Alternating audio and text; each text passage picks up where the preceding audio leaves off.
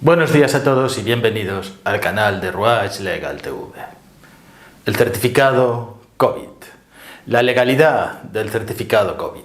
Da la impresión de que últimamente los tribunales se están prestando a modificar sus decisiones, a modificar sus sentencias en función un poco de lo que está ocurriendo en la calle, de la realidad. Hasta un cierto punto es normal, porque las cosas primero ocurren y luego la ley las regula. Lo que pasa es que en este caso ya tenemos una ley que está regulando cosas. Y los tribunales se permiten hacer algo más que interpretarlo.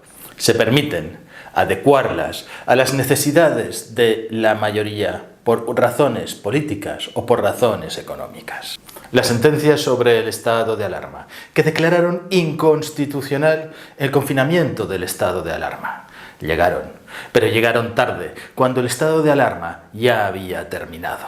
¿Por qué no las pudieron dictar antes? Quizá sea una cuestión no tan de justicia, sino una cuestión política, porque declararlos inconstitucional hubiera podido resultar durante el propio estado de alarma un desastre, una incertidumbre, un no saber qué hacer, o incluso tener que dar un paso más hasta un estado de emergencia.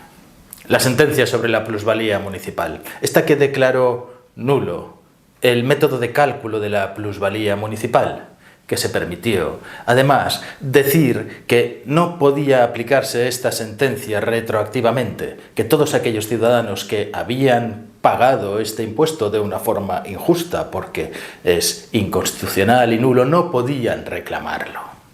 Se permitió hacer un poco de legislador para evitar que los ayuntamientos y las entidades municipales tuvieran una debacle en sus arcas. Eso no defendía los intereses del ciudadano. ¿Os imagináis cuando surgió el VIH, el SIDA? Era una enfermedad infecciosa que no tenía cura, que se extendía por todas partes, con una diferencia. No se transmitía por aerosoles, no tenía esa gran transmisibilidad que tiene el COVID, se transmitía solo por contacto directo y contacto íntimo. A nadie se le ocurrió marcar a los infectados, que había cosas que sí podían hacer y cosas que no podían hacer, ni ninguna obligación de declararse infectados o no infectados, salvo para el caso de inmigración a otros países, ya que algunos hacen superar una prueba médica, una prueba de salud, en la que miran si tienes enfermedades infecciosas, tales como el SIDA, la sífilis o la tuberculosis, por ejemplo. El problema del SIDA era más bien un problema moral, un problema ético, más que una pandemia en sí mismo. Pero ahora, con la pandemia del COVID, todo esto cambia. Estos valores y su fuerza se están modificando dentro de sus escalas. Y lo están haciendo los ciudadanos y también los tribunales. ¿Por qué? Porque lo piden los ciudadanos. Ahora, sí que marcamos a aquellos que están infectados de los no infectados, ya sea con un certificado COVID o con una prueba PCR. Y los gobiernos y las comunidades autónomas regulan, legislan, toman medidas, aunque sean temporales, sobre las restricciones de derechos de los infectados y los no infectados.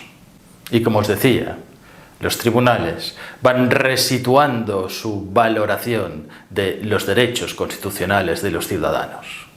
Y lo hacen incluso de forma contradictoria, incluso con argumentos contradictorios. Hay que pensar que los que valen son los de la última sentencia del Tribunal Supremo. Hay dos sentencias que se han producido últimamente.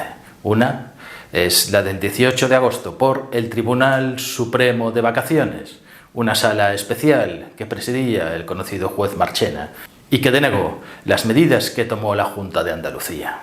El 24 de septiembre, el Tribunal Supremo, la Sala de lo Contencioso del Tribunal Supremo, otros jueces, aprobaron las medidas que había tomado el gobierno de la Comunidad Autónoma de Galicia para proteger a sus ciudadanos de la pandemia del COVID, que en el fondo eran muy similares. Para que nos demos cuenta de cuáles son estas diferencias y de cómo están evolucionando los criterios jurisprudenciales, vamos a comparar las dos sentencias. Primero, la sentencia del 18 de agosto de la Junta de Andalucía. La medida que se pedía en Andalucía era relativa a los locales de ocio nocturno, a los bares y a los restaurantes. Y decía que sería necesario mostrar el pasaporte COVID de vacunación o, alternativamente, mostrar una PCR realizada 72 horas antes o un test de antígenos de 72 horas antes para poder entrar. Afectaba a todo el territorio andaluz y no tenía una fecha concreta. No decía por cuánto tiempo era esta restricción o esta limitación, sino que lo dejaba abierto, y en los recursos viene diciendo los defensores de la medida que según fuera avanzando la pandemia y según fuera permitiendo la pandemia. En Galicia, la medida era también para entrar en el sector hostelero y en los bares de ocio nocturno. Para poder entrar, los ciudadanos tenían que mostrar su pasaporte COVID o una PCR o un test de antígenos realizado 72 horas antes. Pero sí una limitación de extensión. Es decir, en aquellos lugares donde el riesgo fuera alto o extremo, los restaurantes debían estar cerrados o no se podía consumir en su interior. Y en aquellos otros lugares donde la incidencia fuera baja o media baja, podía entrarse con estas medidas. ¿Qué derechos constitucionales o fundamentales se analizan en las sentencias? ¿Los mismos? Pues en verdad no se analizan los mismos. En la sentencia de Andalucía se habla del derecho a la libertad de circulación, el derecho a la intimidad familiar, el derecho de reunión de aquellos que no pueden reunirse porque están infectados. Y para Galicia se habla también del derecho a la intimidad, pero del derecho a la igualdad y no discriminación y del derecho a la protección de datos, a la intimidad de los datos personales. Son dos análisis que son diferentes, aunque confluyen en determinados momentos. En lo que están de acuerdo los dos tribunales es en que para tomar una medida, esa medida tiene que reunir ciertos requisitos. Hablan del triple test de proporcionalidad. Que la medida sea proporcional, que el riesgo que se pretende atajar con esta medida sea adecuado a la medida y la medida no sea excesiva para atajar este riesgo, como sería, por ejemplo, un confinamiento total si hubiera 50 afectados. Eso sería una medida desproporcionada. Que la medida sea idónea, segundo punto del test de proporcionalidad, que sea idónea para conseguir los resultados, para evitar o, al menos, hacer que la transmisión del COVID sea menor. Y 3, que la medida sea necesaria, en el sentido de que no exista otra medida que sea menos gravosa, que haga menos daño a los derechos que esta medida que se toma, que debe ser la única y mejor posible. Y finalmente, se añade otra cuestión que es la extensión de la medida. ¿A qué lugares? ¿A qué sectores? ¿A qué cantidad de municipios o territorios? Porque no tendría sentido que un municipio en el cual no hubiera contagio, que estuviera igual que en otro municipio que sí hubiera contagio, sino que tenía de alguna manera que encajarse los lugares de riesgo con la medida proporcional, necesaria e idónea.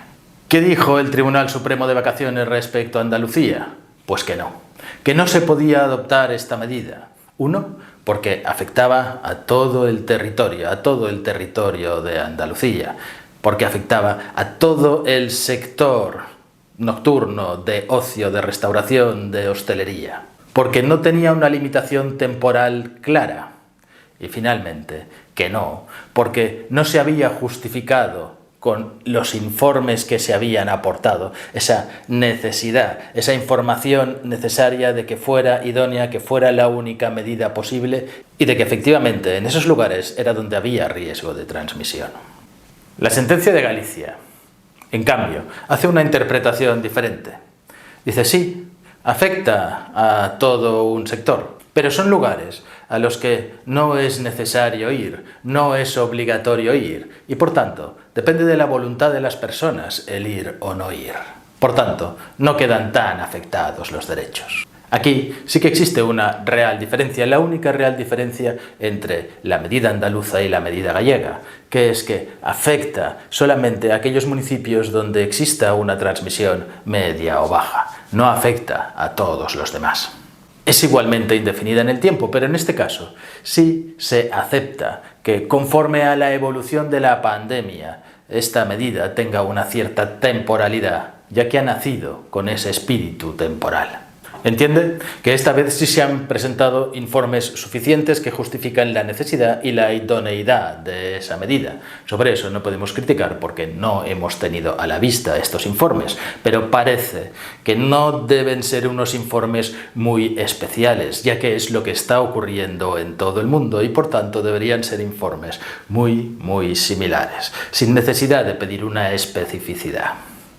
Luego nos dice que el derecho a la intimidad debe ceder necesariamente frente al derecho a la vida y el derecho a la salud pública. Nos dice, respecto a la igualdad, que no existe ninguna discriminación entre vacunados y no vacunados, porque como uno se puede hacer el test PCR, solo hay que presentar el test PCR o el test de antígenos sin necesidad, si no se quiere, de mostrar el certificado de vacunación COVID. Y finalmente, entiende que no afecta al derecho a proteger los datos íntimos personales sobre la salud, porque se trata solamente de exhibir, de enseñar, de mostrar, como si el hecho de mostrarlo no fuera una comunicación, aunque fuera a un cierto número de personas, que sea limitado los que nos acompañen o los que tomen los datos. Así que el Tribunal Supremo lo que está haciendo es permitir este tipo de medidas, considerando que son necesarias, son idóneas y que no afectan más que de forma leve a todos los otros derechos de libre circulación, de intimidad, de protección de datos personales, de reunión, de igualdad, de no discriminación.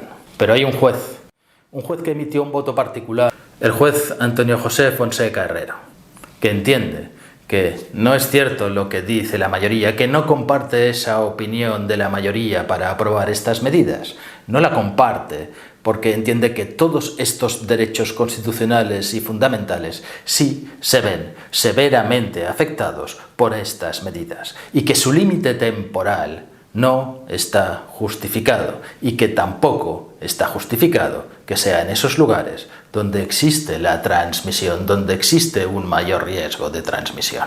Que estas medidas no son menores, que no está justificado que sea la única medida posible. ¿Por qué? Porque en otros territorios, también con una incidencia igual y similar, se toman otras medidas que son diferentes. En definitiva, la tendencia está tomada, pero no es seguro que sea así para siempre. Podría darse un giro porque este juez que ha emitido un voto particular podría conseguir convencer a otros jueces en otra sentencia, en otro juicio, que cambiaran o modificaran en algo su criterio. Si te ha gustado el vídeo, dale al like, dale a la campanilla para recibir notificaciones de los nuevos vídeos, suscríbete al canal y pon tus comentarios. Seguro que tienes algo que decir.